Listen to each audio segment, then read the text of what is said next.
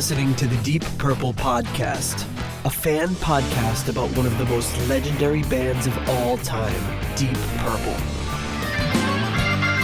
We take a look at the music, history, and people behind the band Deep Purple and beyond.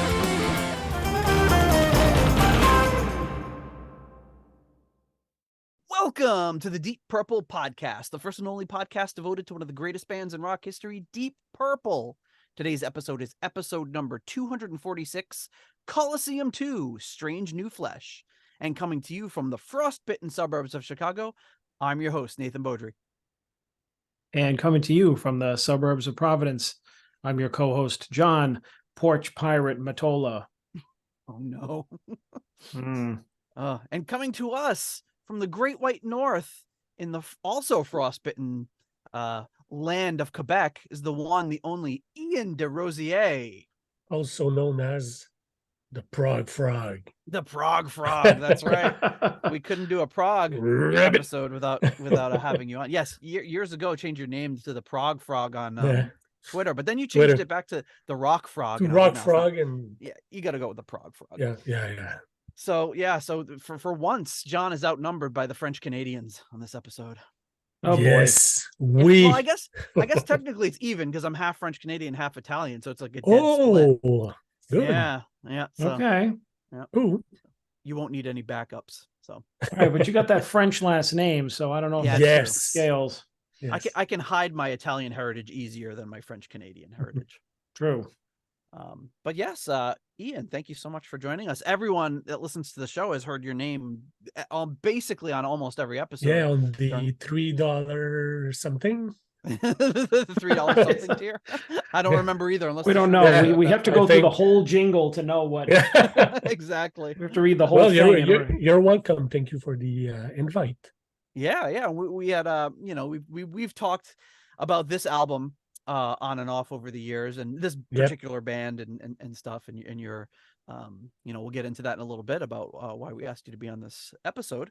Because well, I won't tell anybody yet. We'll get to that in a little bit, but before we do, getting right into it, some ways you can support our show.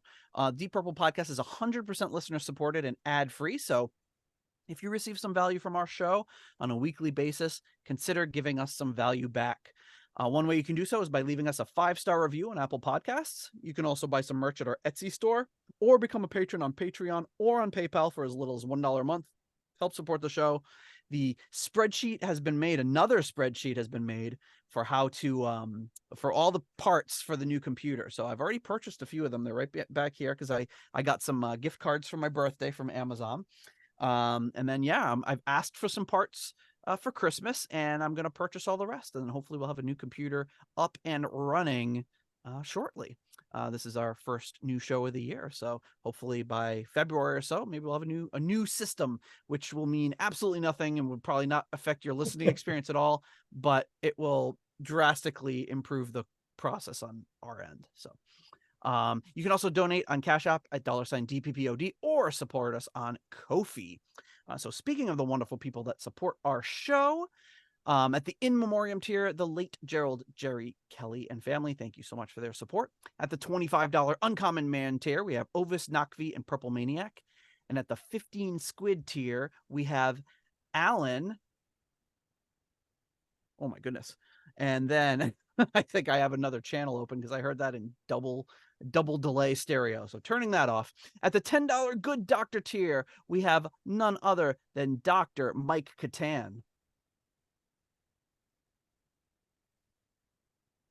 At the turn it up to $11 tier, Clay Wambacher, Frank Thielgard Mortensen, Mikkel Steen, and Will Porter, PhD PP. And at the $10 Someone Came tier, Ryan M., Jeff Bryce, Victor Campos, Better Call Saul Evans, Peter from Illinois.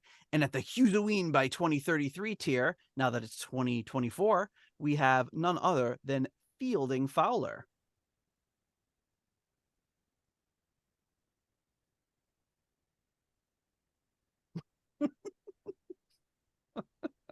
All right. Well, thank you to all of you for your support of the Deep Purple Podcast. I forgot to share my audio again, didn't I? Yeah, that's why I'm not laughing this time. Everybody's going to be confused. They're like, "Hey, John doesn't think it's funny anymore." No. No, I think it's Sorry. hilarious. Sorry to all of our patrons on YouTube. I missed it. We didn't record last week, so I'm completely out of practice. The jingles are going to be a mess, but I should have that all figured out for later on in the show. Okay. And apologies to our YouTube video. I know there's not a lot of YouTube listeners, but I don't mean to neglect you, but that's just where we're at. Okay. Also, some upcoming shows this year, I can say. We have Glenn Hughes at the Arcada in St. Charles, Illinois. I will be there. John may be there, and I've got extra tickets. So if anybody would like to purchase one, just let me know. I got some extra tickets, figuring there'd be some patrons who would like to join us. They're playing with Enough's Enough and Bad Marriage. And it's also on John's birthday. So if he's there, whether he's there or not, somebody bring a birthday cake. Then new breaking news, Vi Satriani tour. I also bought tickets for that. And that's going to be at Chicago Theater in Chicago, Illinois, obviously. That's on April 18th, 2004. So very excited to 2024. We're not going to go back in time. Oh, did I say 2023? You said 2004. Oh, 2004. Oh, my goodness. We're going back 20 years. Oh, no. We're not going back in time. But yeah, 2024, they will be playing the first time they've been on tour together, just the two of them. So that should be really exciting. You know, that I'll consider going to. Yeah, that'll be really cool. Okay, so before we get into everything, first of all, check out deepdivepodcastnetwork.com for like-minded shows. And then I have a Christmas gift here.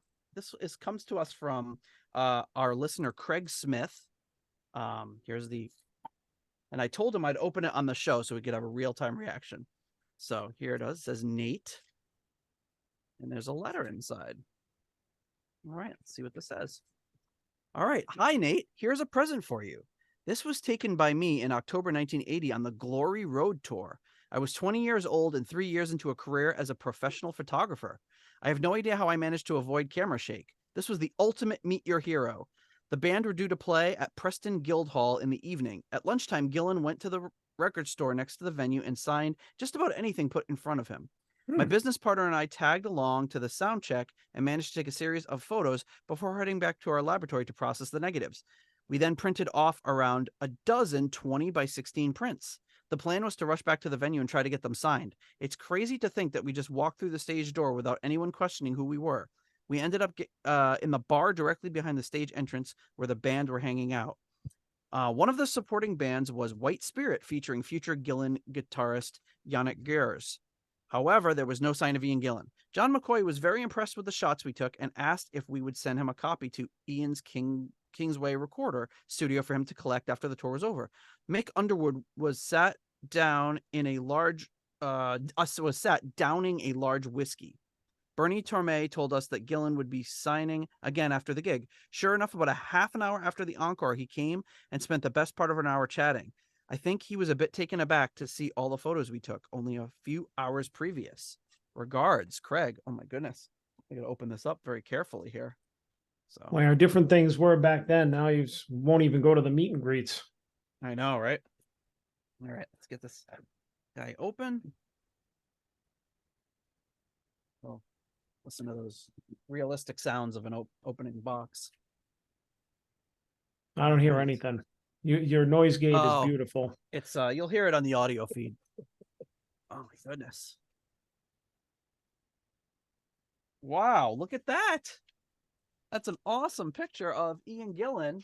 Oh, my favorite look of Gillan. Yeah. Yes, and it's signed. It says cheers. Nice. Wow. That's awesome. Wow. Very That cool. is an unbelievably generous gift. Thank you so much, Craig. I've been holding on to that one for a little bit, waiting for we took a few weeks off, so wow, that's amazing. Thank you so much, Craig. I'm gonna get a frame for that toot sweet and hang that up right behind me. Plus it's like a one-of-a-kind picture too. Nobody's ever seen that picture. That's awesome. Just remember too, that you know, if any of your kids wind up not being into Deep Purple, who to leave all your shit to. Because I'm not live. reaping the benefits of any of this stuff. I don't have possession of any of it. That's right. I'll send it over to Ian when I die. No, what were you talking about? Me.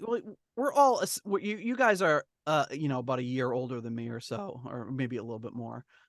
So there's no assuming that you're gonna outlive me, John. Yeah, that's true. I don't plan. I mean, to you live probably that much will, longer because anyway. you look considerably younger than me, and you Yeah. probably health-wise are considerably younger than me. Well, yeah, sure. I've got the physique and the mental acuity of a somebody in their late 90s. Come Oh, on. stop it. Stop it. Wow, that is amazing. That's just But a yeah, really no, beautiful very quality shot. cool. So Very cool. That's I'm gonna, very cool.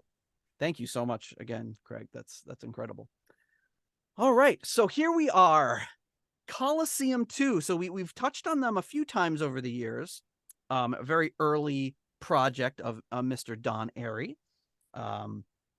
So I think I know a little bit from talking with Ian, and I'm pretty sure I know John's background. But Ian, why don't you take us through a little bit about what your history is with this album? When did you discover it? What does it mean to you? How has it treated you over the years? All that stuff. It's an album I discovered nearly 30 years ago. Wow. When I went deep into prog rock. It was recommended because of all the players on it, but mostly because I was already listening to Neil Murray on National Health, first album. Oh, yes. That's Neil here. It's kind of a, sorry for the glare, but it's kind of a English jazz rock. And so yeah, I was recommended this album, and I bought it. And I can't say that the first time I've listened to it, I really took to it because of the singer. Okay. But the first song, of course, is instrumental. So I've been into this song for a very, very long time. But with the years, of course, I've listened to the whole album, and now I'm a very, very big fan of the album and the band, because they have two other albums that are, for proggers or jazz rocker, maybe even better than this one, the other two. So yeah. Wow. So I think I've heard of National Health before, and I hadn't thought about it in a while, but it must have been you that told me about them Surely. years ago. Yeah. But I remember that album cover, and I don't know if I checked it out, but I'm gonna have to dive back into and check it out. It's I would say typical British jazz rock. He's only on the first one, like Colosseum. Yeah. So it's very, very, very, I think his performance on this National Health album is even greater than on this one. Wow. Yeah, he has more place to breathe, I think, on the National Health record. Yep. So this album is almost 50 years old, 48 years this year. Yeah, this one is like 76, right? Yeah, you mean Colosseum? Yeah. All right. So they reissued it in 2012, and I've got the CD version here, and excellent esoteric recording. And it's very, very good reissue label. And they've got a bunch of bonus tracks. Yep. On both CDs. It's a 2 CD set. Yep. And there's some great liner notes by Malcolm Dome. But yeah, my exposure to it is relatively minimal. I've listened to it a couple times in the background, nothing like super focused. I've seen some of their live performances on YouTube, and the things probably most of it has been what we've done on the show when we've covered kind of the backgrounds of different musicians. John, do you have any? I know you've heard it a couple times on the show, but other than that, do you have any exposure to Colosseum too? No, I don't. So this will be my first time hearing it through. Yeah, and I would probably consider myself in that same boat, in that I don't think I haven't sat and really listened to it. It's usually like, oh, that's a cool album, and I put it on, and then who knows what happens? The kids are fighting or whatever's going on, and I hear bits and pieces. I'm most familiar with the opening track. I've heard that like a few times. But it's a relatively short album. The songs are long, but there's 6 songs, 3 on the first side, 3 on the second side.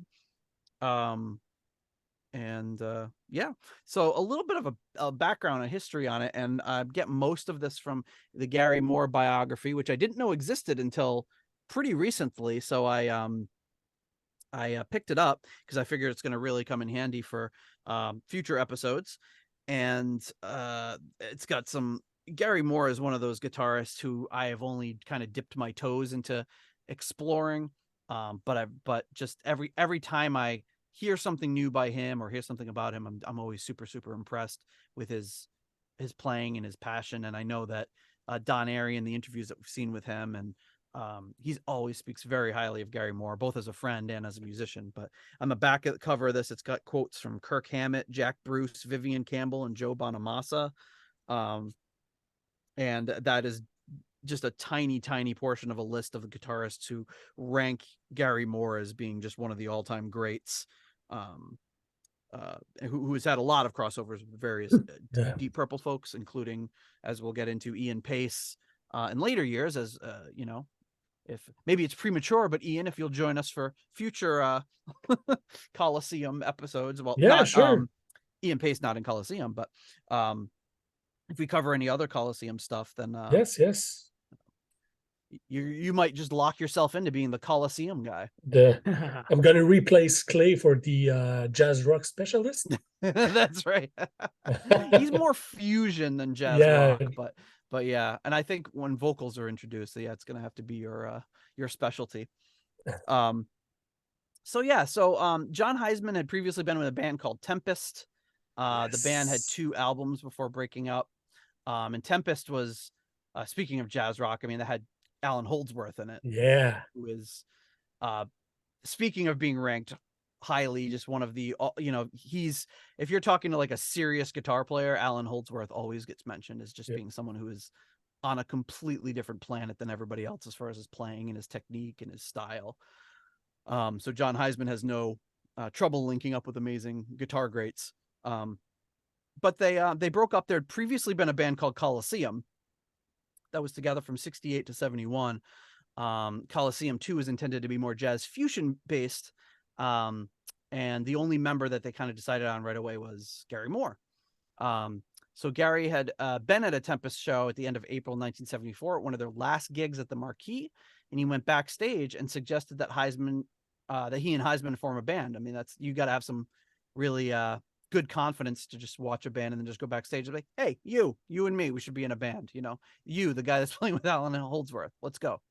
They hadn't solidified everything quite yet, but they met again they did this rock version of Peter and the Wolf, and they met there and talked a little bit more about forming the band. And then they went off to Germany, and they played with the United Jazz and Rock Ensemble, a group of highly trained musicians. Gary said he was very nervous about playing with them because he was like one of the only ones there that couldn't read music. Heisman called more of a modern player than a blues player, but ranked him, he said, higher than Clapton for that reason. He said that Gary Moore was a true original. And Gary said in an interview with Sounds Magazine, he said, the first time I played with John, I almost fell through the floor. He played everything I've always heard in my head, everything that I thought a drummer should play, and a lot more besides. It was just astonishing. So the goal here was to fuse strong songs and vocals with technical jazz rock. Gary said that the bands that he had a great jazz fusion background and bands with great vocalists, but no one was doing both. So he was like, let's try to be the first jazz fusion band that's not just instrumental, but we can fuse some vocals into it. They got a loan of £7,000. They didn't have any gigs or a manager, and then they used that to pay Gary Moore £10 a week. So I don't know, adjusted for inflation, what that is, but it's probably not a lot.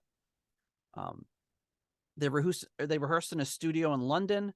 Mark Clark and Graham Bell were brought in, but Mark left shortly thereafter to join Uriah Heep's keyboardist Ken Hensley, and Graham Bell left right after that. Andy Pyle also played with them briefly. So eventually they found a singer, Mike Stars, but they struggled to find a keyboard player until they met Don Airey. So in April or May of 75, John And Gary found Don Airey because he had been playing with Cozy Powell's hammer with Neil Murray. And Neil says to the story about how he was auditioning for bands, but he had like a short scale bass. So he said nobody took him seriously, and probably it was amplified by the fact that he's a really tall, kind of skinny guy. He's playing this little bass. He probably looked kind of like he was playing a ukulele. So so people were like, who's this guy?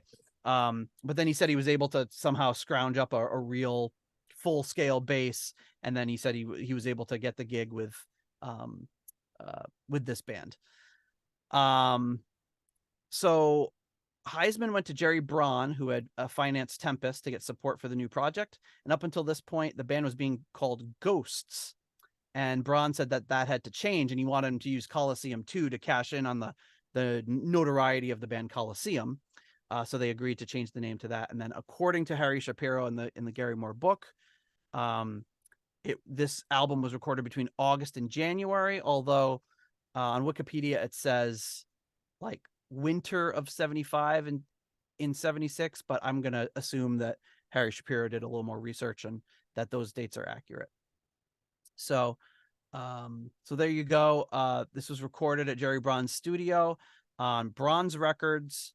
Roundhouse Recording Studios is the name of it. And this is the same studio that Uriah Heep recorded Very Heavy, Very Humble.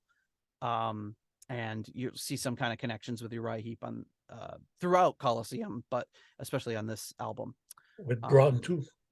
He was the producer of Heep and the manager, I think. Yep. Yeah, and then Don Airey says that he feels like this is the time when Gary Moore's technique and playing style reached its peak. Was at the time of this album, and that he maintained that peak for a long time. And he also compared Gary Moore's playing style to Oscar Peterson, who's the famous piano player, which is, if you know anything about Peterson, that's a very high praise, because I have a friend who's an incredible piano player and does all this piano stuff, and just amazing musician. And I know he considers Oscar Peterson like a god. So as soon as he told me that, I was like, I got to go listen to some Oscar Peterson, and it's pretty amazing. If you like jazz, he's unbelievable. And Peterson is from Montreal. Oh, that's right. He's Canadian. Yep. Oh my God, the jazz frog. Okay, so in the band, as we stated, some people we know: Neil Murray, obviously, Don Airey, Gary Moore, and then John Heisman, who is kind of the band director, obviously, but we kind of gave a little bit of background on him. Mike Starrs was the vocalist. He had a solo album called Electric Garden, which is interesting because that was the name of my recording studio and that I opened in 2000 with my buddy. And I didn't know this until the other day, so I'm not stealing stuff from Mike Starrs. Then he went on to be in Lucifer's Friend, which is another band that Ian introduced me to. Yes. And another Uriah Heep connection, because John Lawton. So John Lawton, he replaced John Lawton in Lucifer's Friend. Yeah. Late 70s. When Lawton went to Uriah Heep. Then Mike Starrs went to Lucifer's Friend. Yeah. So, and Lucifer's Friend is really good stuff. I really enjoyed getting into their stuff. So technical stuff, engineer Ashley Howe. You'll see again the Uriah Heep. He worked with Uriah Heep Snafu, which is of course a Mickey Moody project. Spencer Davis Group with Eddie. He worked on one of the albums with Eddie Hardin and Ray Fennick. Babe Ruth, the Bernie Marsden band. Ken Hedley and Dave Byron. And then another engineer, John Gillan, again, who worked with a lot of the same folks, as well as Billy Ocean, one of our favorites on the show. And Trevor Halsey, who worked with a lot of the same artists, as well as Peter Frampton. So there you go. Design of the album art by Ian Emmis, who did covers for Roger Waters, Duran Duran, Mike Oldfield, Pink Floyd, and Manfred Mann. And yeah, and that's it. That's the lineup of everyone involved. And then here we go with a little bit of the album cover there. What do you guys think of this album cover?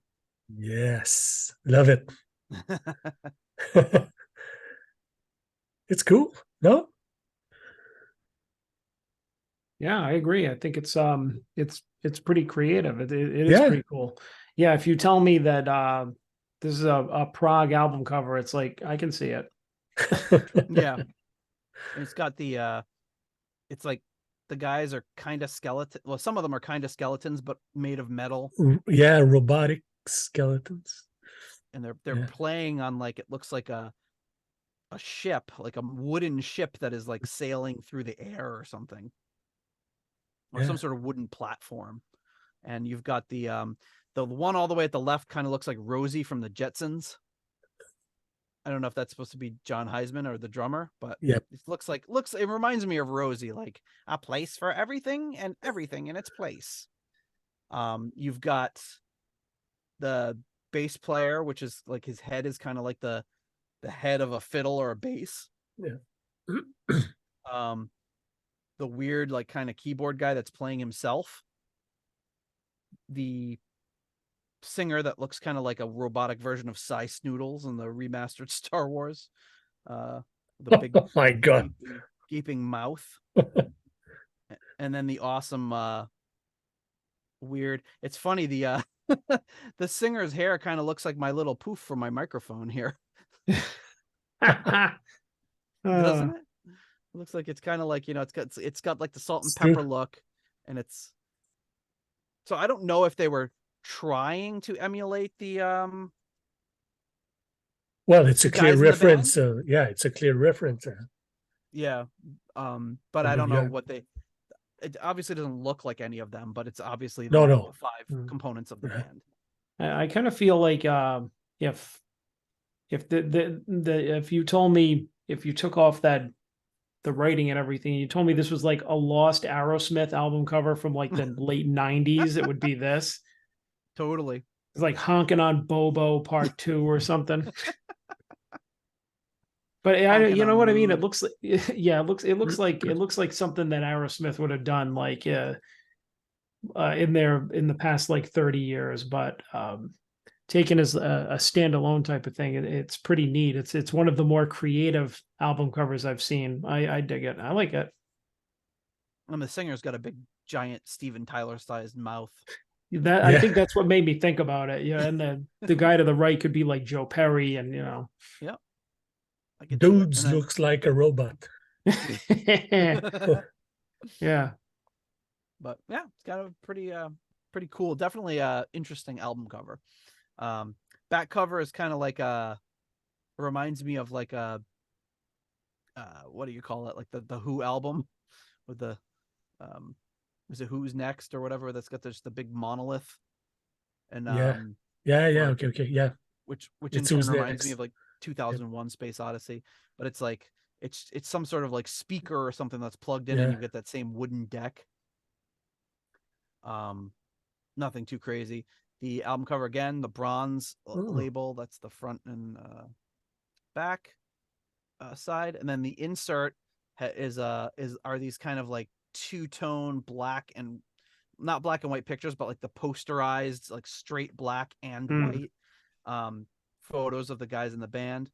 Don Airey looking very Don Airey like, but the other guys don't really come across as, I don't know, Heisman enough, I guess. But the Gary Moore doesn't look super like himself in that picture, but it's pretty cool effect there. And then on the back, you've got lyrics to the songs, as well as kind of one of those black and white versions of the album cover. And then this kind of amused me because I was looking at the pictures on Discogs, and this came up, and I was like, what the hell is this? Like, it's like they didn't get the whole photo didn't load.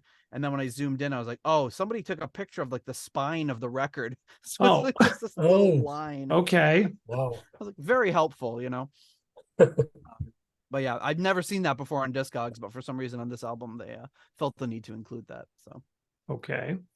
Yeah. So that's the stuff behind the album. Do we want to get into the music here? Yes. I mean, we got to do it eventually. So there's no time like the present. Oh, you know what? I'm sorry. Before we do that, we need to thank our next level of patrons. Let me do that properly here so you can actually hear me. Coming in at our I skipped ahead. At our core level, at the $7.77 Keep It Warm Rat tier, we have Michael Vader. At the $6.99 new nice price tier, we have Spike the Rock Cat and Sugar Tea. At the episode $6.66 tier, we have Steve Coldwell and Arthur Smith. Getting support from the patron Arthur Smith. And Anton Glaving and Charles Meadows. At the $6.65 almost evil tier, we have Kenny Wymore, Michael Bagford, and Richie Sucksmith. At the $5.99 the nice price tier, Robert Smith, Peter from Illinois, and Carl Helberg. And at the 60 kroner tier, we have Newt Morton Johansson. It's a great life if you know we can. At the $5.55 what's going on here tier, we have Richard Fusey. And at the $5 money lender tier, John Convery, German Heindel, Adrian Hernandez, Jesper Alman, Alexi the Perfect Stranger Slepikov, Kev Roberts, Percival Frequency, Scott Zern, Cynthia Doobie, Raf Calf, and Coyote Bongwater. Thank you so much to all of you for your generous support of the Deep Purple podcast. All right, now for real, I think we can get into the music. First track up, it's funny how they mentioned it, and I think in one of these things they were like, all songs are by Gary Moore except, and then they list like every other song, like this song's by Joni Mitchell, this song's by Moore and Heisman, this song's by Moore. So the first song is by Airey and Moore. It's called The Dark Side of the Moog. That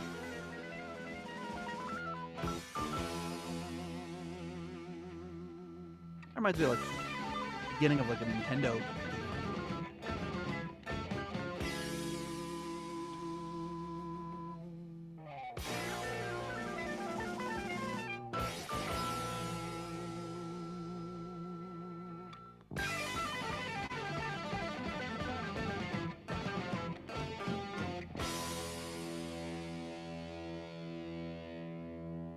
That part sounds like Lynn is alone.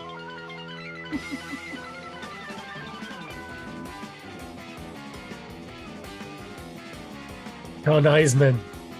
John Heisman is a monster. You know, all of a sudden that guitar comes in like the right channel there.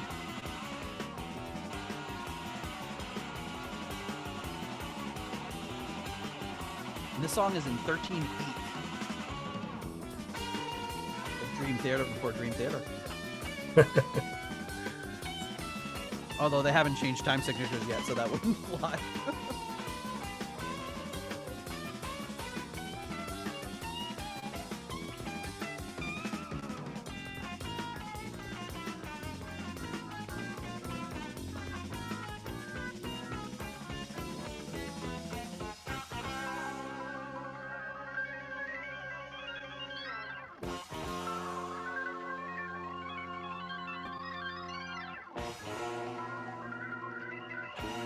Don Airey getting a showcase right off the bat here. On the Hammond. He moves from the Moog to the Hammond here. He's playing piano, organ, and synth on this track.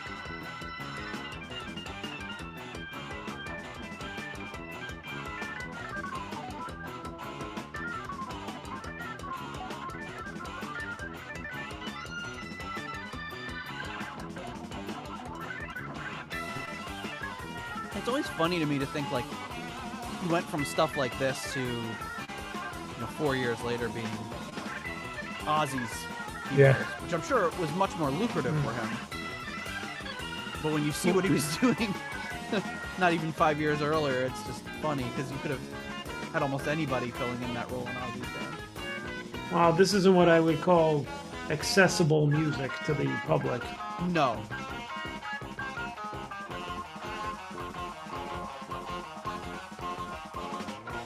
Let's just say the line at the women's room at these concerts is probably not very long.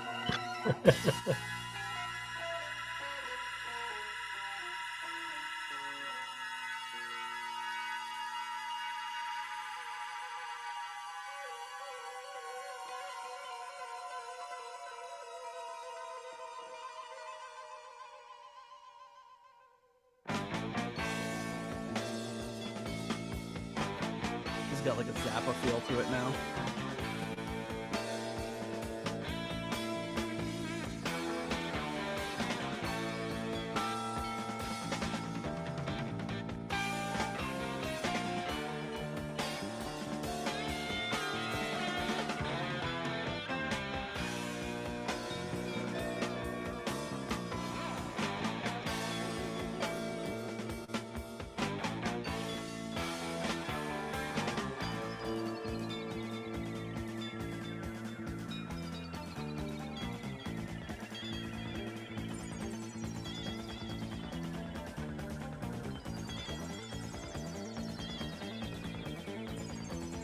It's the Airey show beginning.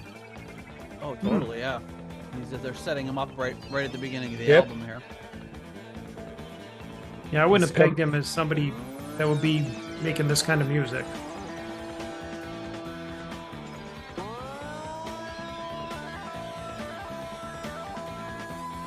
It's almost kind of like, you know, Steve Vai going from Zappa to David Lee Roth or whatever, you know, it's like It's true. you gotta, at a certain point, you gotta pay the bills. Yeah, I was gonna say DLR probably paid the bills. Yes, exactly, and I'm sure you get the creative fulfillment from having projects like this, but And White Snake and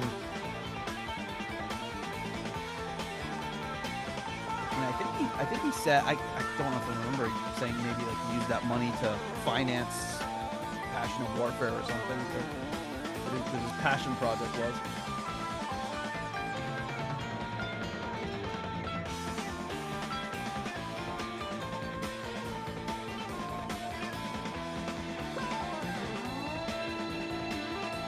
It reminds me of I'm by no means a fusion aficionado, but you know, I had dipped my toes into those waters, and albums like was it the Hymn of the Seventh Planet, the Chick Corea, Hymn of the Seventh Galaxy. Hymn of the Seventh Galaxy. I was close. Yeah. I Return to have the Forever. album. But yeah, it reminds me of that kind of stuff where it's just like, Yep.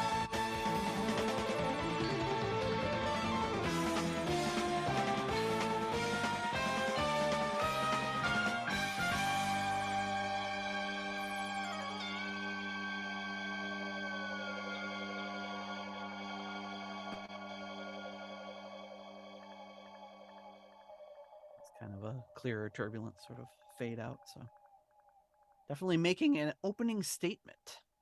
Yes. Now we need to talk about what we think about that opening statement. John, do you want to kick it off? let's see. He's fumbling There we in the go. spreadsheet. Oh, no fumbling. Oh, I see you. I see you in it. Yep. Just waiting for the spreadsheet. Yeah, so this is pretty interesting. This is not in my wheelhouse, so I have to think about it for a second. Actually was thinking about it. I'll give it a 3. Because I obviously think that its musicianship is there. It's what happened. I was just I'm just paying no attention to the man behind the spreadsheet. Yeah, oh, I don't even know where I am anymore. I fixed it. Oh wait, no, I didn't. I broke it. Just keep talking about the song. I'll fix it.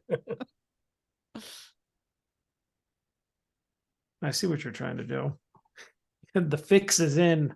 The fix is in. Yeah, I was just trying to fix the colors. Okay, go ahead. What do you- Yeah, it's interesting. I think it's good musicianship, but it's definitely not my it's not a style that I can really understand, I think. Like audio wise, like when I listen to it, I don't know. I don't groove to it because there's too much going on. Like, I think it's cool. I think it's interesting to hear, like, wow, that's Don Airey, Neil Murray. Just think of the other stuff that we heard him do. And then it was just like, wow, it makes you realize, like, okay, they're like way better musicians than I thought they were. It's like, holy crap. And then they went on to do, this other stuff, which is like still good, but it's not up to I think the proficiency of this. This is like musical charts and weird time signatures and stuff. So it's like, it's always been hard for me to get that kind of music, but it doesn't mean it's bad. I just want to try and be fair with my ratings because I don't want to give like a low rating on this album and give the impression I don't like it. But yeah, it's not your wheelhouse. That's okay. Yeah. Ian, what do you think of this one? Can we give 6 out of 5? I guess I had the feeling that's where you were This going. is this is my wheelhouse. I Yeah. love it when musician goes on like this, and I think it's when you compare them to Mahavishnu or even Return Forever at the same time who were releasing their classic album. This track is kind of a textbook jazz rock song with lots of synths, a good guitar solo. The drumming is, I mean, Heisman is keeping everything together with Neil behind.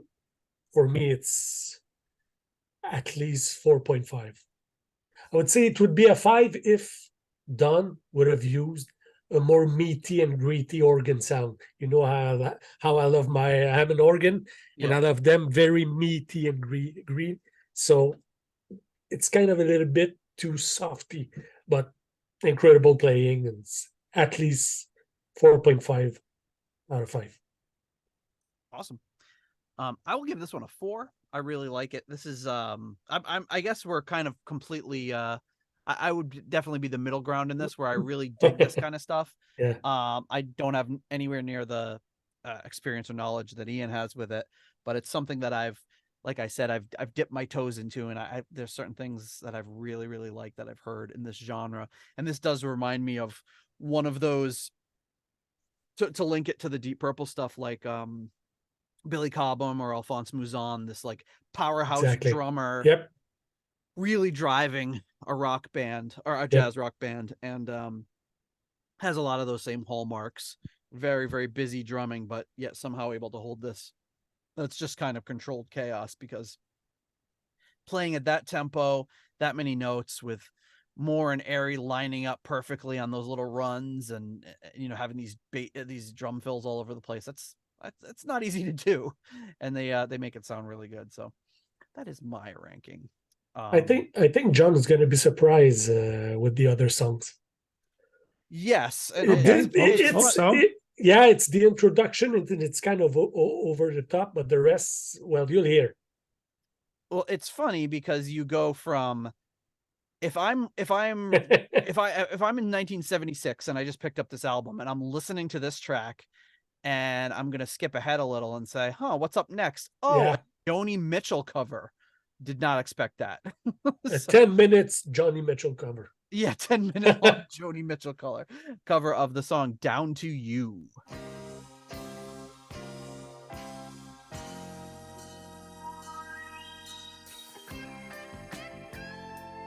So now you've got this like bluesy melodic sort of thing. Yeah, like soul, R&B.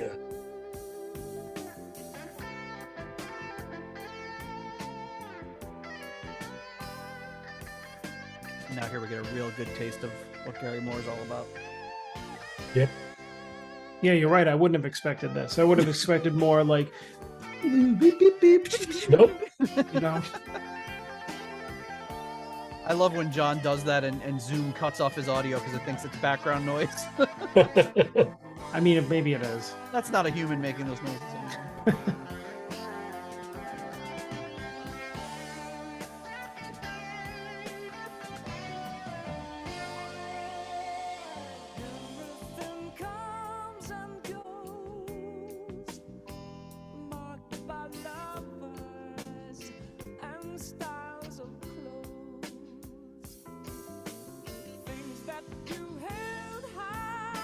And I will confess, I'm not familiar with the original of this. So. I'm assuming it's not 9 minutes long. No, it's 4 or 5. No, it's 4 or 5 minutes. Is it really? Yeah.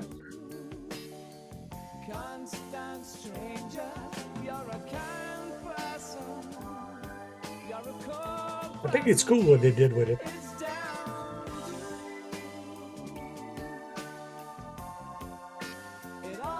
Neil's bass line there is just great. I was gonna say now you can kind of tell that that's him now. Yep.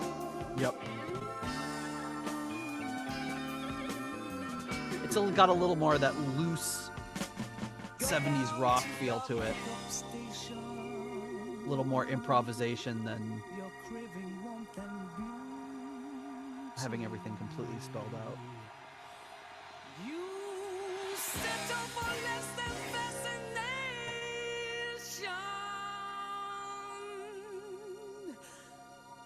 If we listen, we should hear the It's very soulful.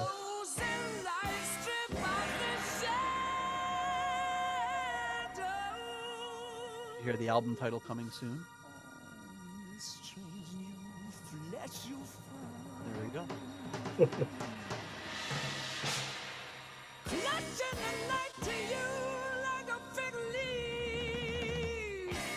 Taking their album title from the cover song there.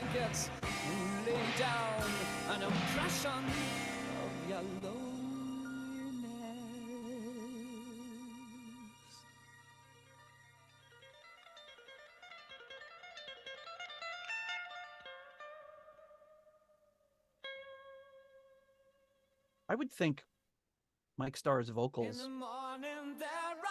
at first almost sound like it almost sounds like a female vocalist. Got that very high register. You can hear why Lucifer Friends picked him up. Yeah.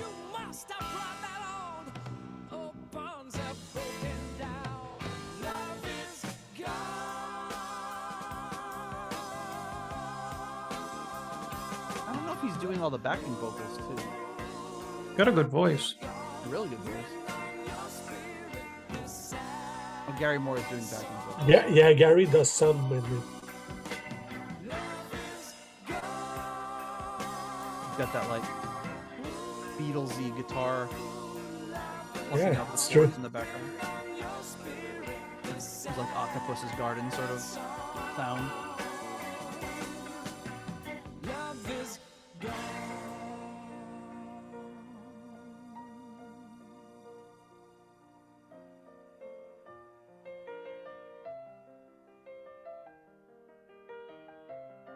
Maestro takes over on the piano. My favorite part of the song, the instrumental break.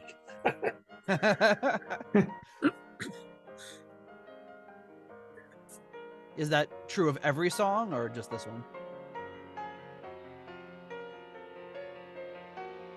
Yeah, well, this one, because it's composed by them. It's them Yeah. adding to it. So, and the way, listen carefully, the way Gary Moore's solo brings back the main melody of the song. It's perfect.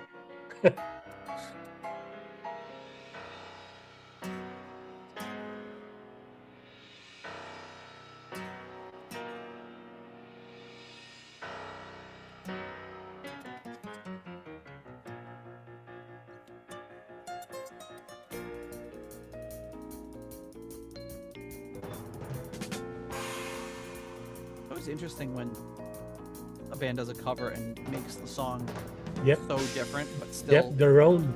if they could change tiny little bits of it, they could probably just say they wrote it. Yep. But you know what I mean? They're still calling it a cover. Like they don't give themselves any writing credit. This is just a strict Joni Mitchell wrote this. And you're like, whoa, I gotta go listen to Joni Mitchell. Yeah, you get this album, you don't know anything about Joni Mitchell. Oh yeah, She's a Far out, prod man. genius.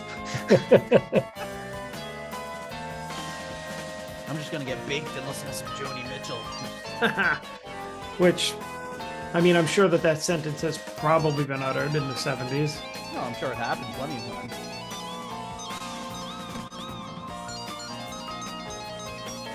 Don Airey doing his Jan Hammer here. Yeah, huh?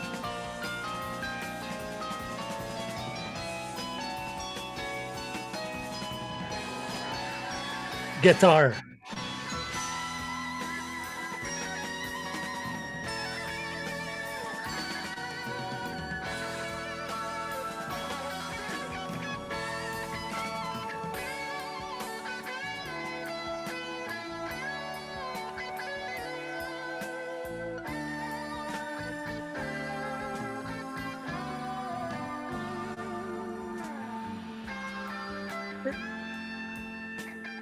So beautiful. That's a nice melody line. Gibson feedback, sustain note. Everything comes and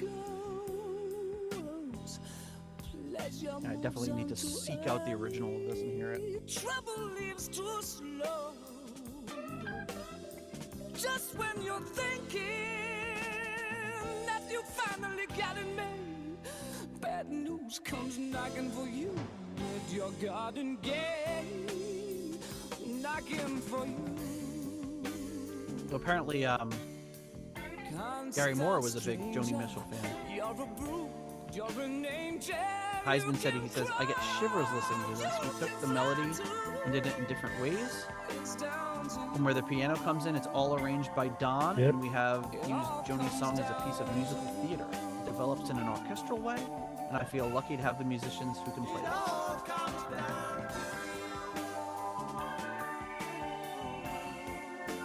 It all comes down to you.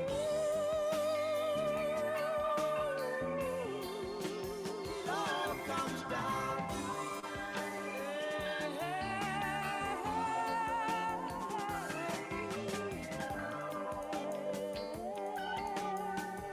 He's got a really clunky electric piano going on there. I don't know if it's like a really trebly Rhodes or something. It all comes down to you. It all comes down to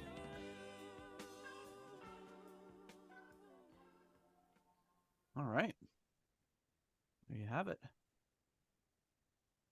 Down to You, the Joni Mitchell cover. John, what do you think of that one? Was it down to me?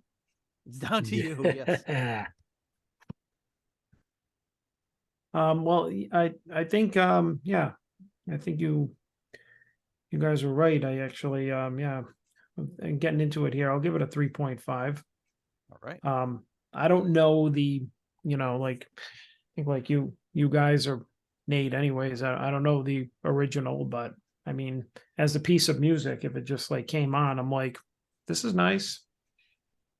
I thought it was good. I'd like to hear the original to see how much they changed. I mean, I'm sure that whole middle part was all them, but Yep, it's non-existent on the original. yeah. Yeah, well, I say what we should do is listen to the original for a second and see if I can Good. find it.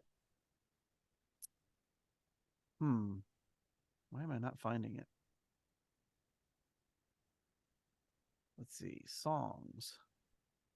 Down to You. I'm finding a Brandy Carlisle version. I don't think I'm finding the original version. Live at Woodstock. Oh, she did this at Woodstock.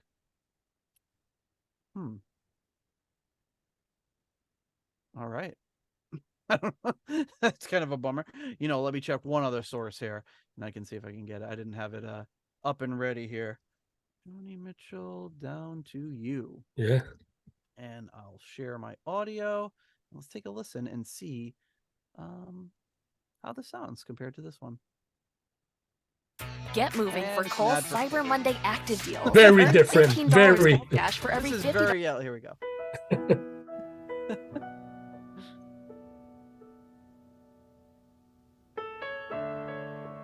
This is why I try to get all my audio separated and in a special folder before we record.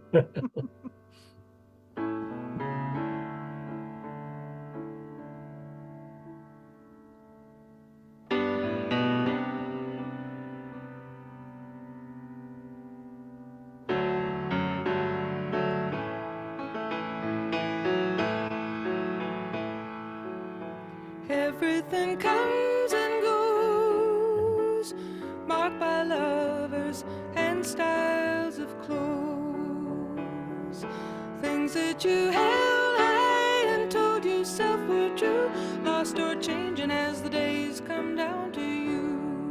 My dad would have seen her performance live at Woodstock. Your dad was at Woodstock? He was, yes. Kind person, you're Wow. a cold person too. It's down to you. Would he remember it? Probably not. There you go. It's I can see the melody line, but Yep. Yeah. like I was Go down like I was saying, you know, you hear a song like this and wonder like what could they have done just by like changing a few things around and saying, yeah, that's our song, we wrote it. Very minor changes, but it's cool. It's cool. And it's good of them to give Joni 100% credit for this song, even though it's probably like maybe 10% what they're using all of her lyrics, obviously. But musically, they're taking some melody lines, but not taking a ton of other stuff. So, all right, Ian, what do you think of Down to You? 4. All right. I think when a band can take a cover song and make it their own, like they did on this one, and the added instrumental part and the way Gary brings back the melody, and it's, to me, it's nearly perfect too. I told you I'm gonna rate this album high. Yep. I really love it. You're keeping true. It took, like I said at the start, it took me a while to get into these kind of soulful lyrical song, but right now I'm into them big time.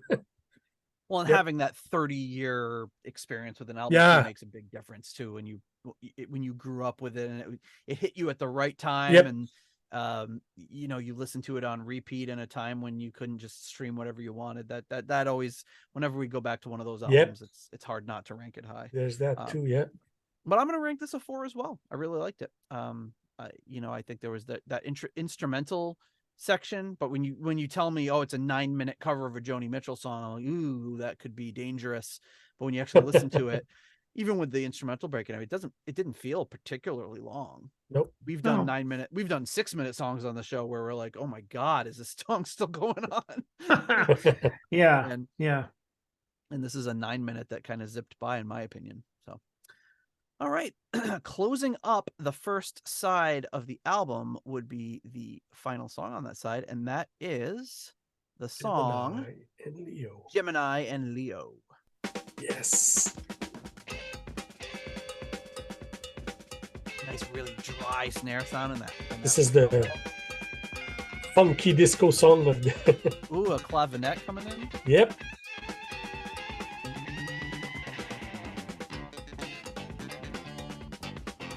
Oh yeah.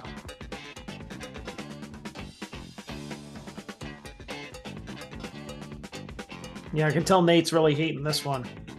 Yeah, clavinet, funky bass. I hate that sort of stuff.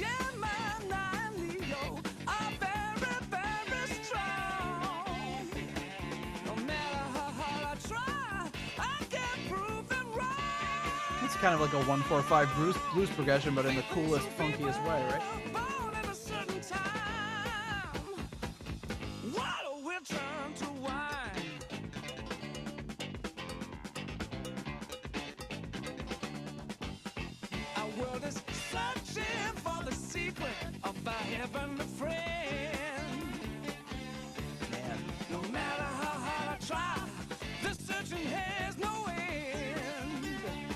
I feel like this is where, if they had made one more Mark IV Deep Purple album, this would have been a Glenn Hughes and Tommy Bolin song. Yeah.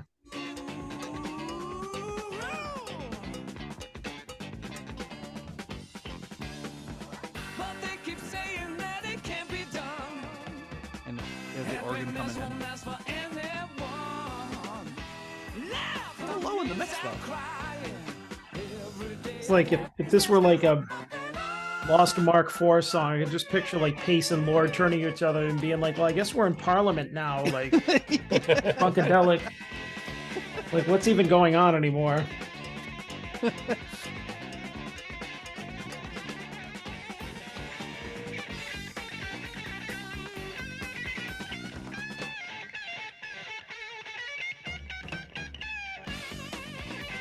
Great solo.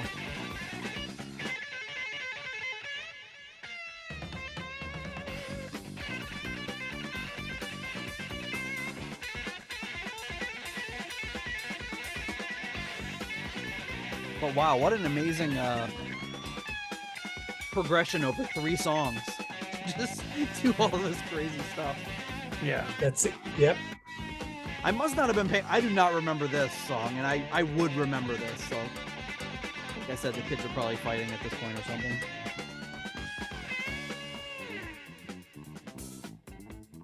Oh.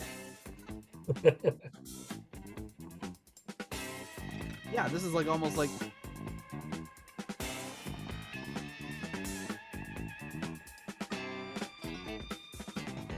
Oh yeah, that's like a bolin hughes sort of thing right there.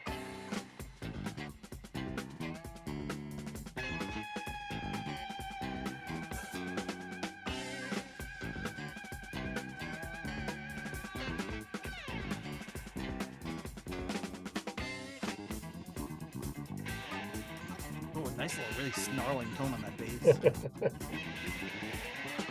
But they keep saying that it can't be done. Happiness won't last for anyone. Laughter means I cry. Every day of happiness means one of Yeah, I mean, I'm surprised by Mike Starrs because from what I read, it sounded like they weren't. I don't know who they is, but at some point they weren't happy with him as a vocalist. But I don't know why. He's really good. I'm told that Gemini and Leo are very, very strong. No matter how hard I try, I can't prove them wrong. Have faith in two people. I'll never settle time. Have faith in two people. I'll never settle time. Have faith in two people. Have faith in two people. Water will turn to wine.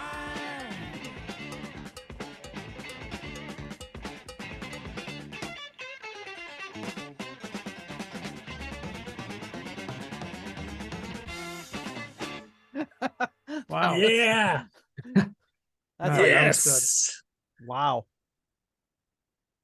All right. I feel like I need a breather after that one. You were smiling all along, Nate. I saw you. Oh, I couldn't help it. Yes. All right, John, you want to kick it off? What do you think of Gemini and Leo? I'll give that one a 4. Yeah. Yeah. Yeah. See, Ian knew that I was going to go up in my ratings. Yeah, I mean, Yep, how could you? yep. You would have to adjust the other ratings if not. Yeah. I just think it's so weird that they put Dark Side of the Moog or whatever we're calling it as the first song. I feel like that would have been like a middle of the album type song, but it's whatever. I think that this one is more my speed here. You have some like some funky riffs going on. I really like how they knew like the guitar solo was great. I mean, good Gary Moore stuff, but it was good where they knew where to put in the stops and where to drop out of certain instruments to kind of give him that space to throw those fills in and everything. It's not just. I think that's what makes this interesting is like when we're talking about listening to like a 6, 7, 8, 10-minute song. That's what makes the difference between one that feels like it lasts forever and one that you said zips right by, is that they know what notes to play and what not to play. They know how to arrange a song. They know how to make it interesting. And it was still almost 5 minutes long, but Yeah. didn't feel like it at all. It was a really Well, yeah, it's because we were too busy going like this. too and busy. I mean, how do you not hopping bob your head? around, having a good time. So yeah, that one was definitely, yes, love that one. All right, Ian. 4.5 All for right. 2 reasons: clavinet Mm-hmm. and funky cowbell. Yes. Oh yeah. So, and as you said earlier, Nate, you can tell it's the same band, but it's 3 total different songs. Mm-hmm. Mm-hmm. And it's incredible when these kind of band, well, they're 4 or 5 absolute great musicians, so great arrangers. They had experience in other bands before. It shows sometimes. Yeah, to go from that Incredible side one.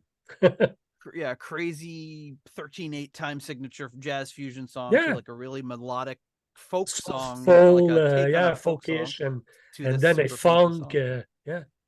And I'll give it a 4.5 as well. And I had a third reason, which is the funky bass. Just The funky Neil bass. Murray's bass is amazing. Yep. anytime yeah. clavinet's in a song, Yep. you're going to be hard pressed to get an Yep. argument from me. And yeah, good grooves, good riffs, vocals were really good. Yeah, really excited by that one. That's one I'm going to revisit probably immediately after this episode. All right, so flipping over the Side disc here, we get into a new song, first song on the second side of the album, Secret Places.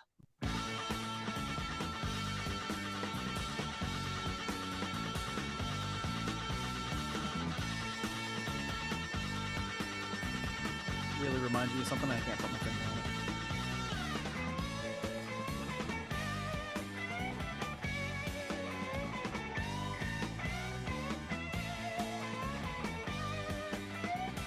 So Gemini and Leo was a Moore and Heisman composition, as is this one.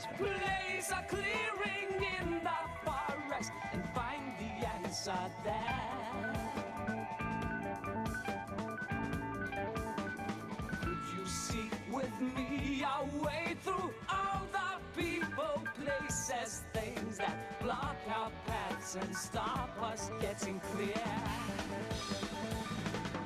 Could we fight against our time? Could we take the face and run before Is that Moore? Yep.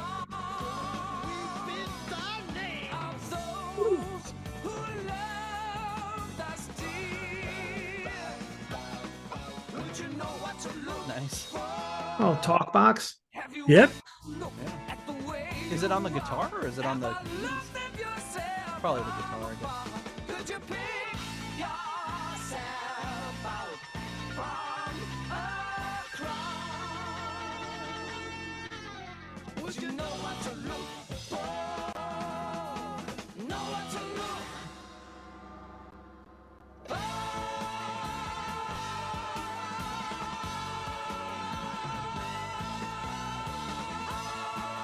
Wow. Hey, come on, Heisman and Murray. Wow. What's funny is that they were holding that note for so long. I thought right when I thought it was going to end, they added a third layer. They kept it going.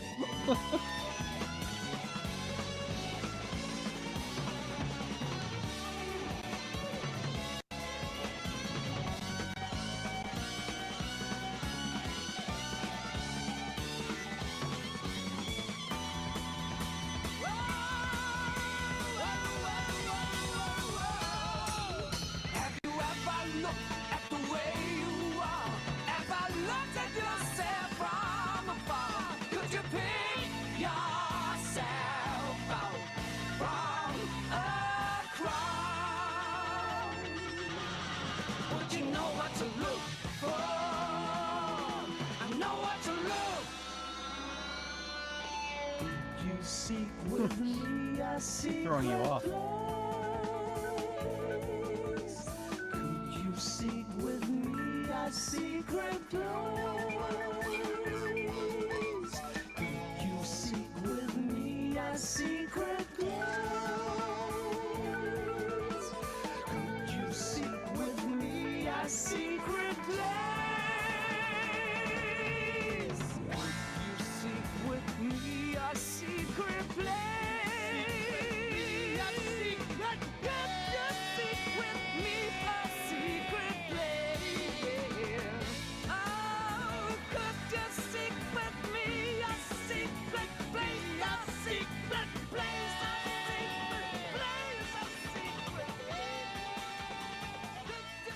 Wow.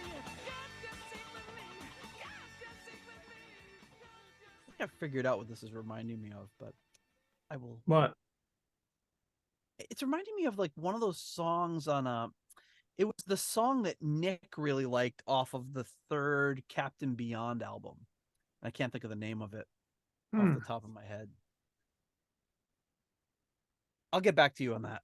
Yeah. While John tells us what he thought of that song, I will look it up.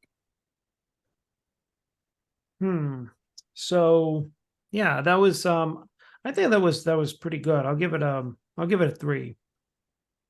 I like the I think that it's I won't say it's as good as Gemini and Leo, but it was what is? definitely, huh? But what is? But well, we don't know. It's not over yet. But yeah, this I think this is another good one. I like the yeah, I like a lot of the stuff that the guys are doing. But it's still very much a like you can tell it's a virtuoso album. You can tell these guys are all like, yeah, let's throw in as much chops as we can. But not in an obnoxious way, of course. I mean, I think that it's got a really good kind of like 70s like feel to it, especially like the vocals. Because I don't know, you don't hear a lot of stuff like that vocally anymore, really. And yeah, and of course, like all the different sounds that they're getting. One of the things I'm impressed with is like across the album too is like Gary Moore, Don Airey. It doesn't seem like they're sticking to like one sound throughout the album. The arrangements, well, yeah, but even like the soundscape, and yeah, like even like, oh, you have like Don Airey's doing clavinet in this song, and his Hammond in this song, and like kind of Rhodes, Fender Rhodes in this song, and it's like, you know what I mean? He's not just doing like one, like, oh, okay, he's just going to be on the organ through the whole album, and it's like boring.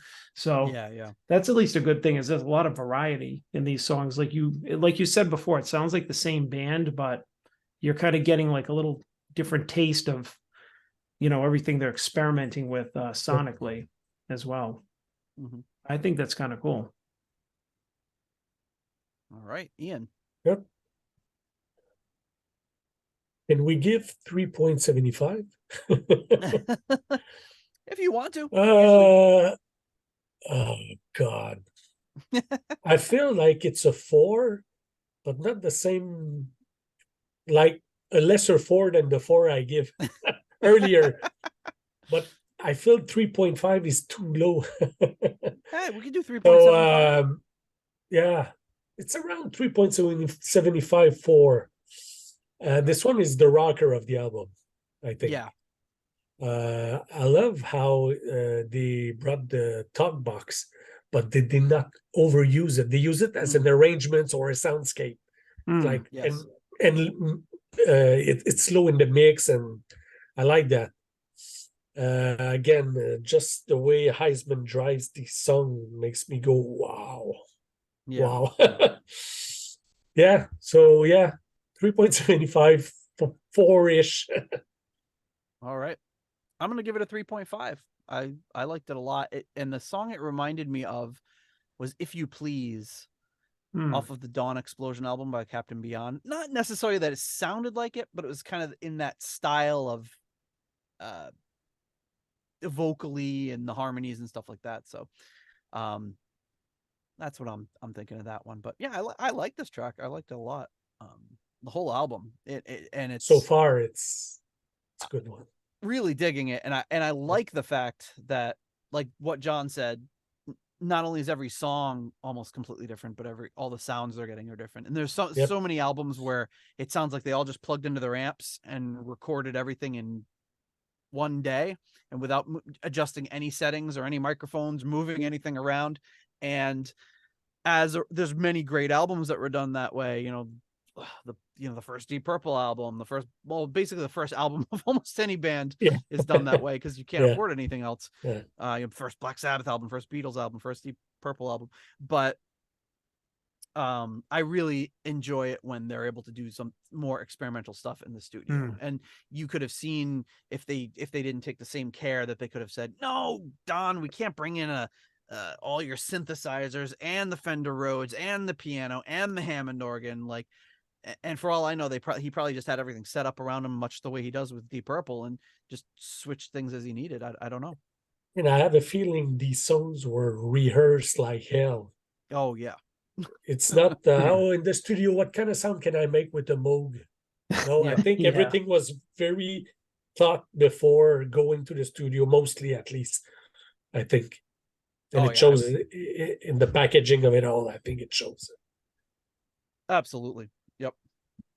But it's great because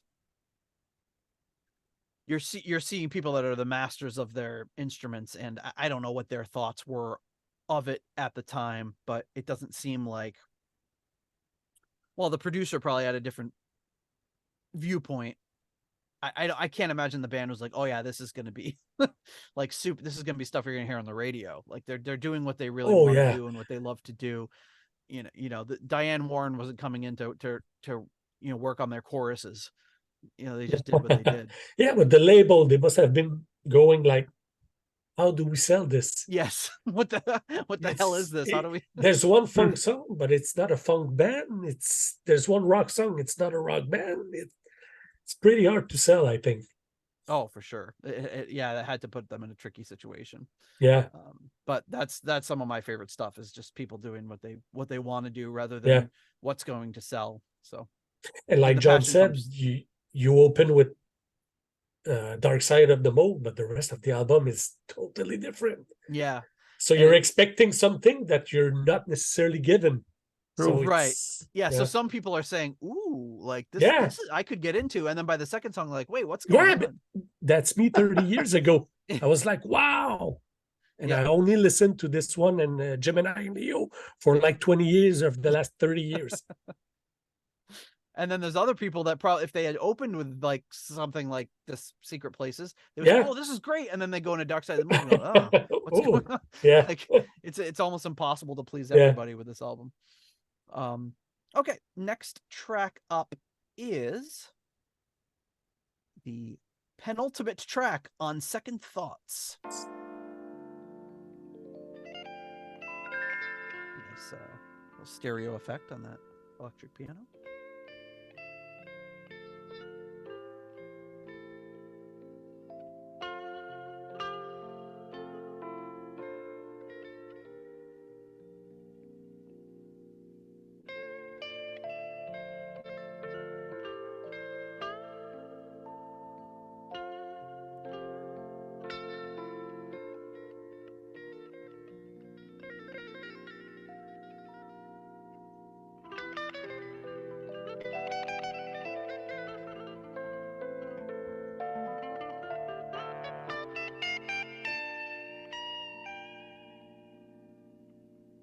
Funny, that has a kind of an almost sped up quality to the guitar.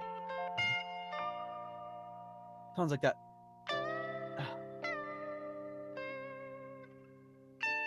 Trying to think of that famous 70s song where the guitar is like sped up in it really fast. I'm blanking on it though.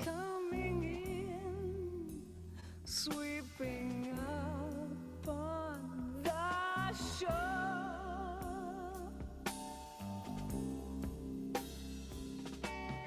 Bring back the time when our love was here before.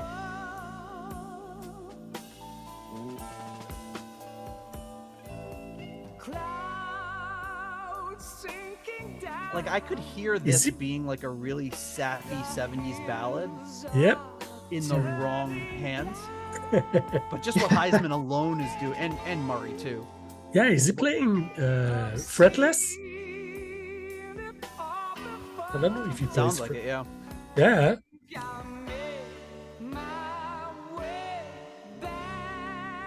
But like, there's no way what Heisman is doing would have flown on like a 70s countdown sort of thing. Don Arena thing.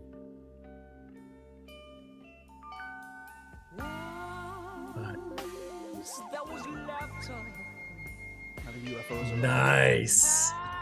Nice little synth flourish.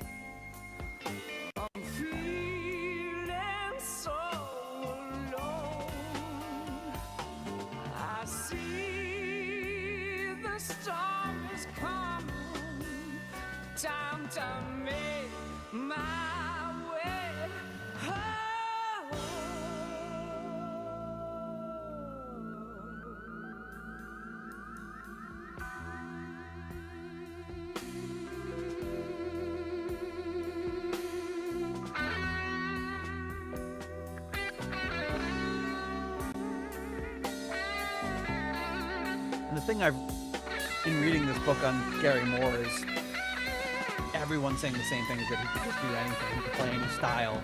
Yeah. It reminds me a lot of like Bolin in that regard, where he could do the jazz fusion, he Yep. could do blues, he could do rock.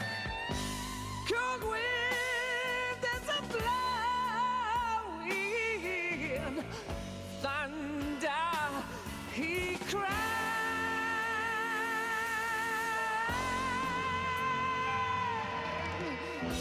This reminds me a little of like Ian Gillan band, like Five Moons or something. It's like All right, I can hear that.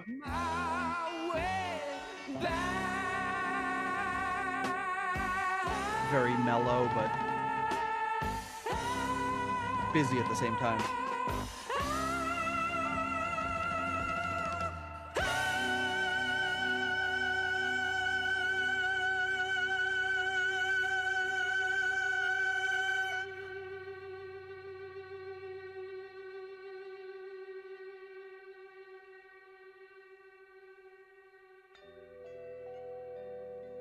They keep teasing you like you think it's going to go into this big.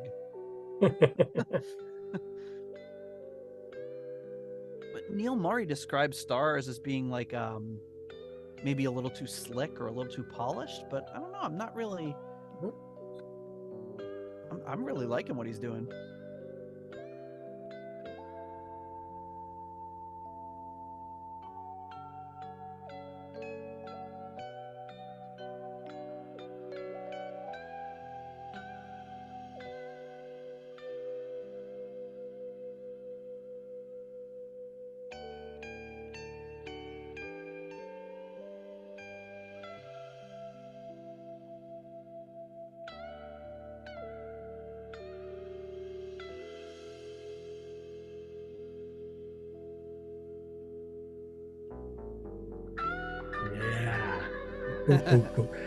Bass mini mode.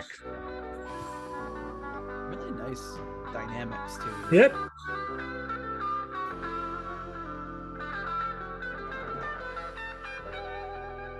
We always, whenever we get into like 70s albums, we end up talking about that. Not to sound like old fuddy-duddies, but you just don't hear dynamics like that in music anymore. Everything's at the same level, compressed Same at the level. Yeah.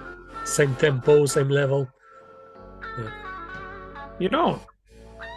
You don't. I mean, exactly. Like I feel like an old fuddy-duddy, but it's true. Like you drag one of these wave files into your sound editor and look at the waveform versus something that was recorded within the last 10 years. It's, you can tell just by looking at it. All right, settle down, fuddy duddy. You can tell if I'm more of a fuddy-duddy or more of a like, nerd for doing Or fiddle faddle. fiddle. That was delicious.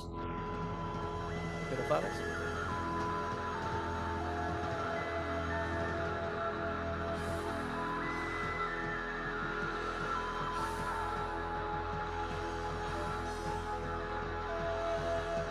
You won't hear it because the song is gonna stop, but it segues into the last song. Yes.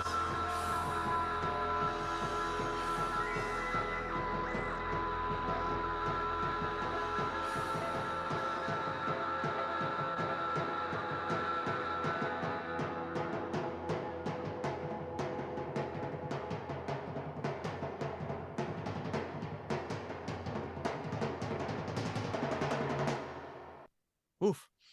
So you know something's coming. Yep. Wow. All right, John, on second thoughts. Well, wait a minute. Yeah, I'll give it a 3. A lot of deliberation over there. Fair, John, fair. Yes. Yeah. I mean, I would say like I don't see myself giving anything like below a 3. I think would be a baseline for this just because of the musicianship. Mm-hmm. Even if I didn't think it was the most interesting song. This one I really I didn't have anything that I kind of latched onto, but I mean, you know, I just kind of found myself getting lost in the atmosphere of the music. But if you told me just hum back or tell me what you just listened to, I forget.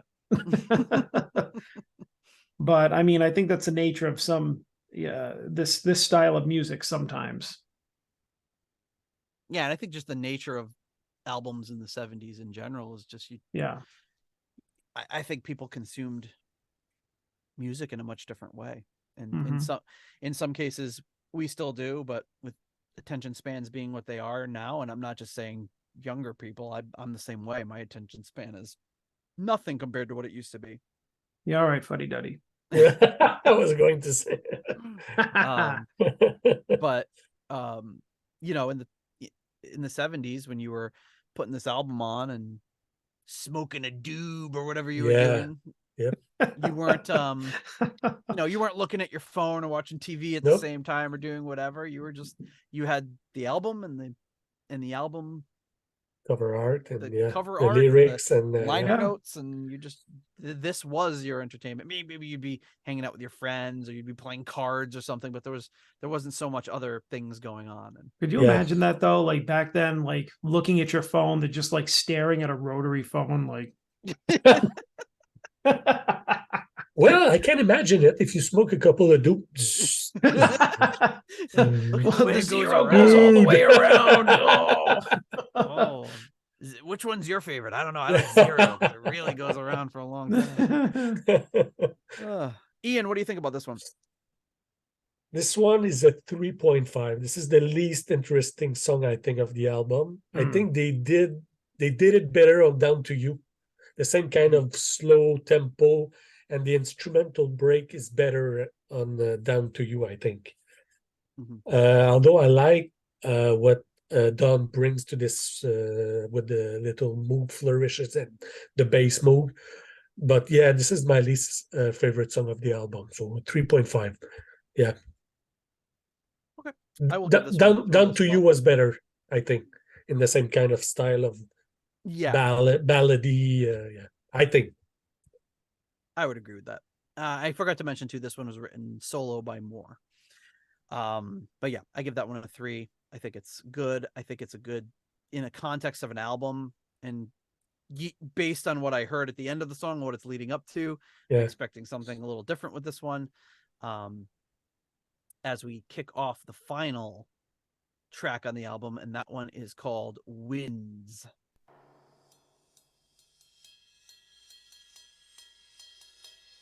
This is the longest track on the album.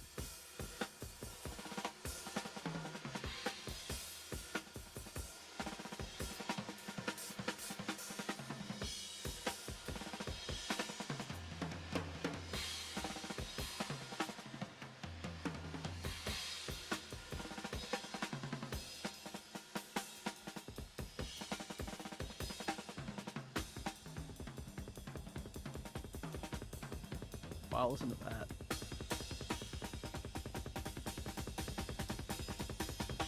He's got to be playing a double bass drum.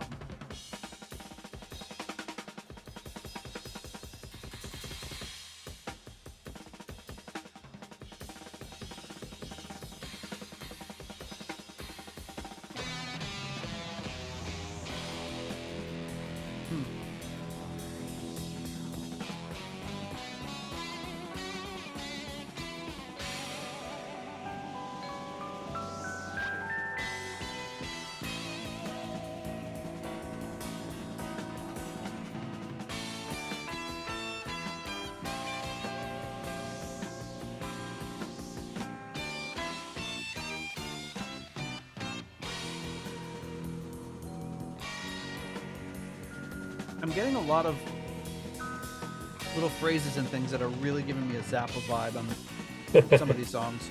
Yeah. Ooh, listen to this.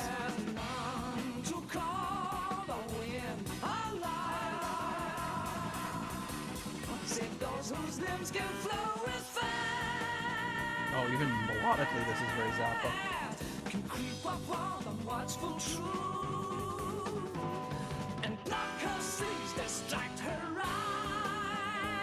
This could be on Overnight Sensation.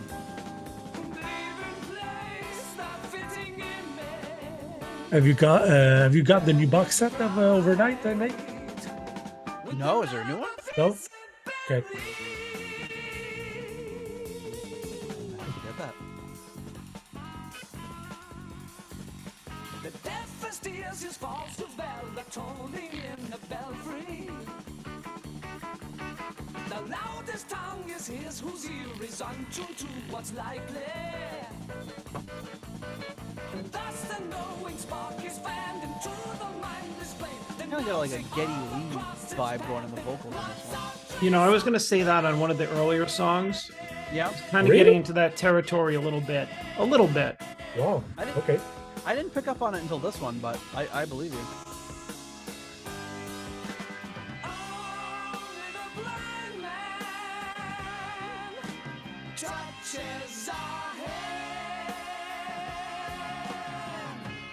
and feels the heart of fire.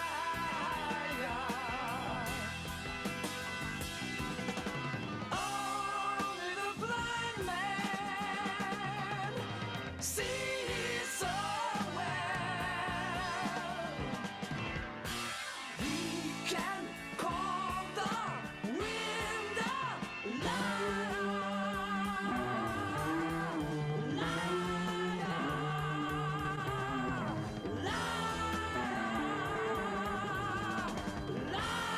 This song's kind of out there, huh? Yep.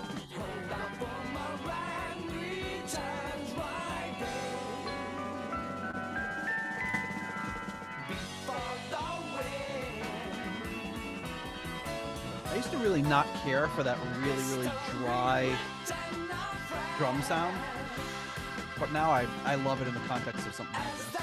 Yeah, I mean, I think it works.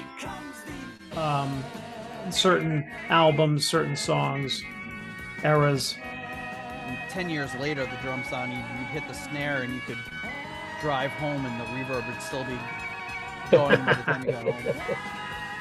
But I mean, personally, I've only heard drum sounds like this on the other Deep Purple related jazz albums that we've listened to, like Billy Cobham and Alphonse Mousson. And so it doesn't sound unusual to me in this context. I mean, it would have to be with so much, even with just the drums, how busy everything is. If you had a really long sustain or reverb on any of those drums, it would totally muffle or muddle whatever was being played.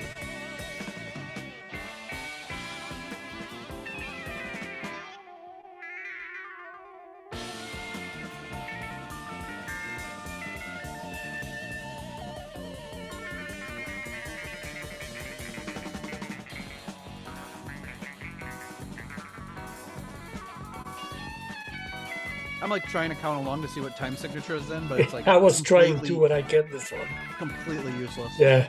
It could be, you could tell me it's in any time signature and I'd believe you. It's in 1632. Okay. Well, 60 out. That would actually be really easy. It's in 15:7. Oh, okay, sure.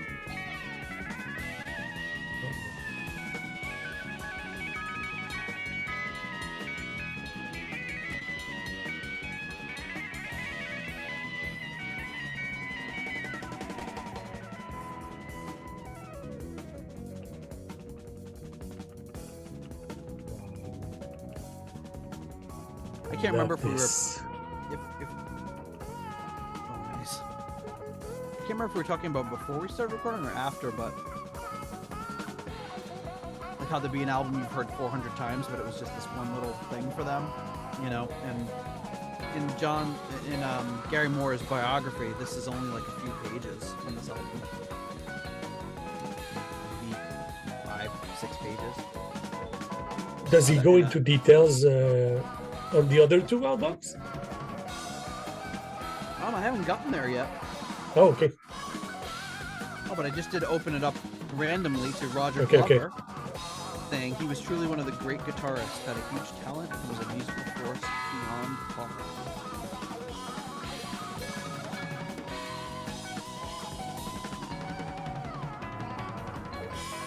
Eric Singer, John. Yeah. Maury. So the clips.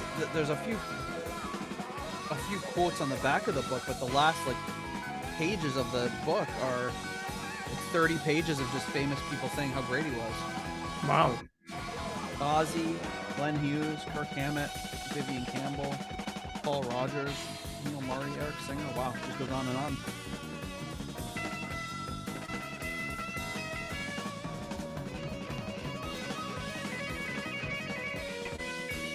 And when everything I read about him was that he was really anxious and filled with anxiety, and he would deal with it by drinking. Yeah. As most of us do. Yes, exactly. Hey-oh.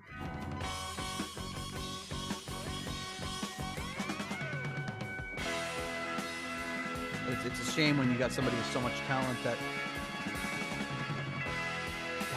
that lacks that confidence. Like, you could play like this, you should be pretty confident.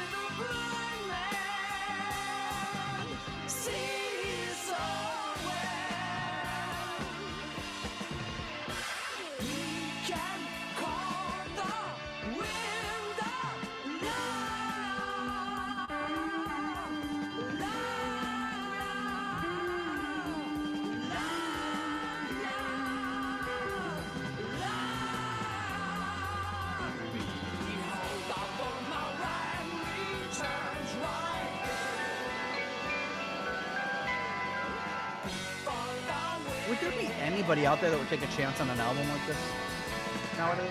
I mean, No. there's people Nowadays, no. there's people that do albums like this, but these guys were On major guys. labels. These were the rock guys that were around. They weren't just some, like, I'm sure there's some small unknown band out there doing something like this. But I'm trying to think of who the equivalents of Gary Moore and Don Airey and stuff would be today. They would take a chance on something like this. Yeah. I mean, for the most part, these legacy bands don't even take a chance on playing some of their lesser known songs. Never mind branching out like this.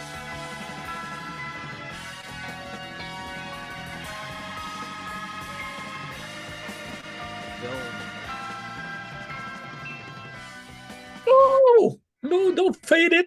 No. It's like you're there, and then no.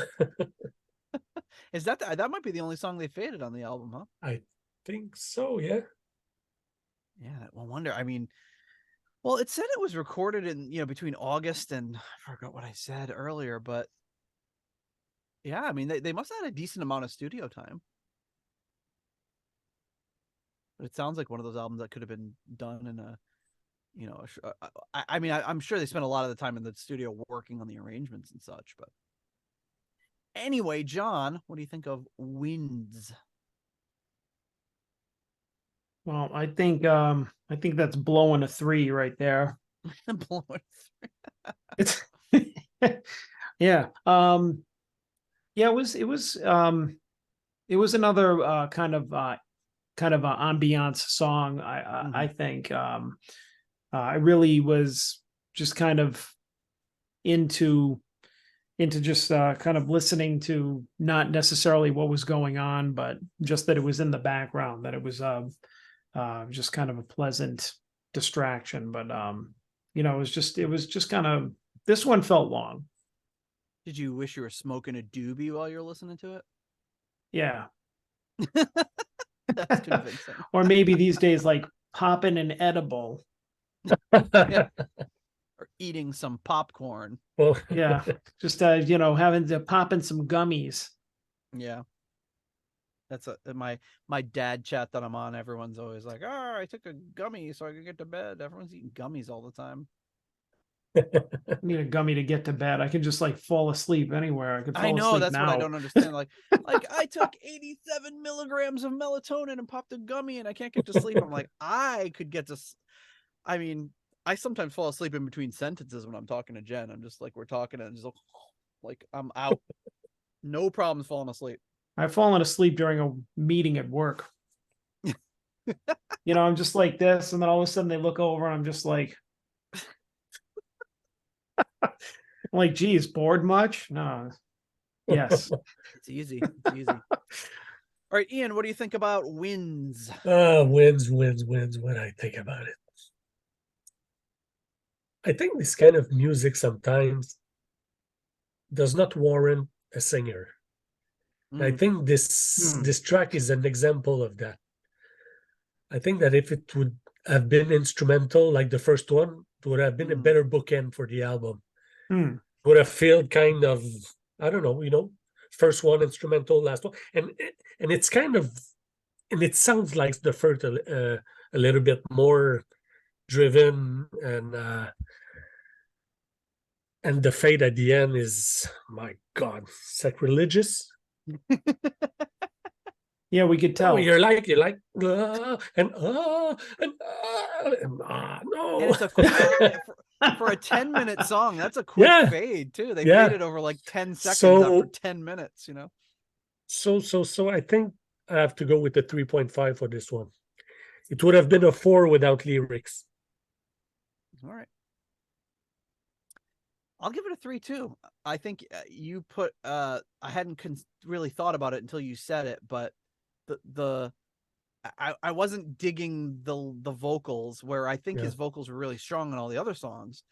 And I think it's because the melody, it was there to be there. It didn't feel like it was adding anything, and it wasn't terribly melodic. And if you re-listen to it, you can hear that Moore does what he does with his voice on the guitar sometimes. So there's kind of doubling the melody on the guitar. So we forget the lyrics and just put Gary and leading kind of the voice of the song. So yeah. I think that would have been, like you said, a great bookend to the album if they kept it instrumental. But all in all, I'd say a pretty enjoyable album. I really like listening to that one. But at this point in the episode is where we thank our foundation level patrons, and while we do that, while John busts out the spreadsheet, I will thank those patrons. Don't forget to share the audio support, and not forgetting the audio for once. But coming in at the $3.50 Deep Purple New York tier, we have Lord Longford. At the £3 aromatic feed tier, Simon Ford and Richard Brees. At the $3.33 halfway to evil tier, we have Stephen Sharp and Duncan Leask. At the $3 Nobody's Perfect tier, we have Peter Gardeau. The one and only Ian Desrosiers, who is here presently, and one of our oldest patrons, I would say.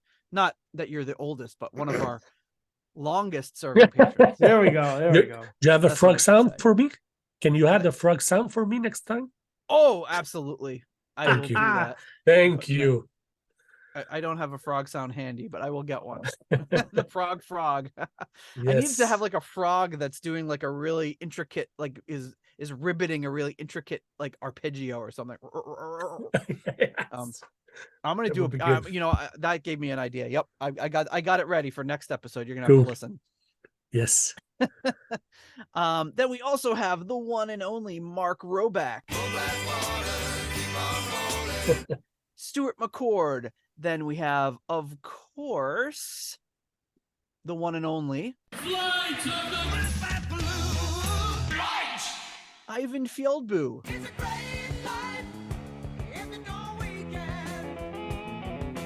Runar Simonsen.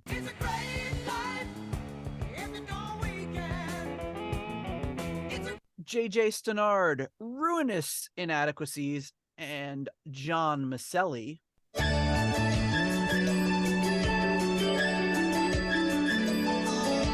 And my bowling trophy, huh? The city's gonna have to condemn this. Unsafe due to victory. Michael Boyette and Corey Morissette.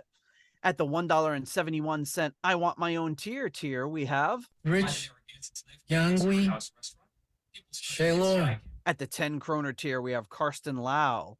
And at the $1 made up name tier, we have the Down to You in Secret Places, Leaky Mausoleum, Stephen Somerville, the Concerto 1999 Fanatic, Hank the Tank, Private Eyes, Ashen Lionel, Blackmore tights, Steve Down to Earth Kohler, Zwapper the Electric Alchemist, Anders Engstrom, Ashley Still I Hear Burn Rose, and ICDC.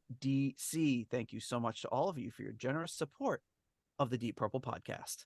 All right, folks, it is that time. Let's hear what we got. Yes.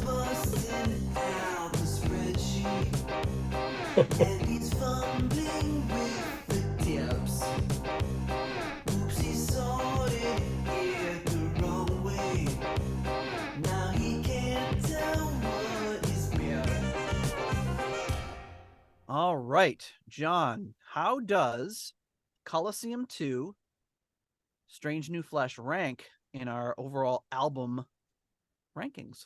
So in our overall album rankings, we have a well, let me see. I'll start with us combined. Just our rating 6.92, which puts it it's right there, right the same rating as Whoosh, and tied with Whoosh. Yep, tied with Whoosh and above James Gang Miami. All right.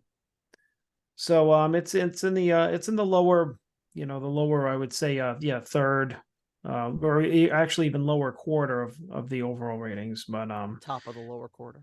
Yeah, and I also don't see the guest rating didn't pop up in here. You know what? I think I can fix that. Through a little spreadsheet magic. Boom. That didn't work. Try it again. Boom. Why did that not work? Oh, it's because it was for the wrong one. Here we go. Yeah, it's for the wrong cell. There we go. Okay. Hey-oh, there we go. All right, so let me see. So for all of our combined ratings, it's a 10.88. So let me see. I guess no surprises here. My ratings were lowest. Yours were in the mid. Ian rated it the highest. All right. Let me see. And let's see, just for poops and giggles. Let's see, where's our oh, I see you. Yeah, I'm cutting and pasting on the fly here. So yeah, Ian ranked it a little higher than me. Yeah, just a little bit. But not by much. Yes. And yes, and I mean, just for, like I said, just for shits and giggles here, it's the, we're in the bottom third of the combined guest ratings as well. Yeah, top of the bottom. Actually, it's more like almost top of the middle. Yeah. Well, no. Maybe.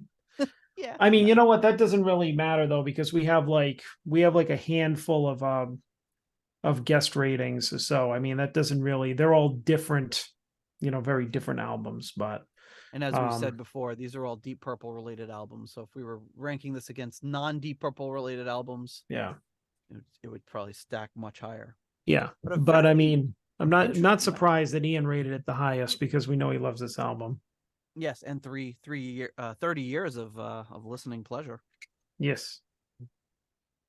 But yeah, I would say that's it was very enjoyable album to listen to, and it's interesting because even though there might be stuff that might not be your cup of tea, you don't see albums like this or hear albums like this being released anymore. It's a product of its time and something you're not gonna really see again. They don't do jazz fusion in this way anymore. It's such a product of its time.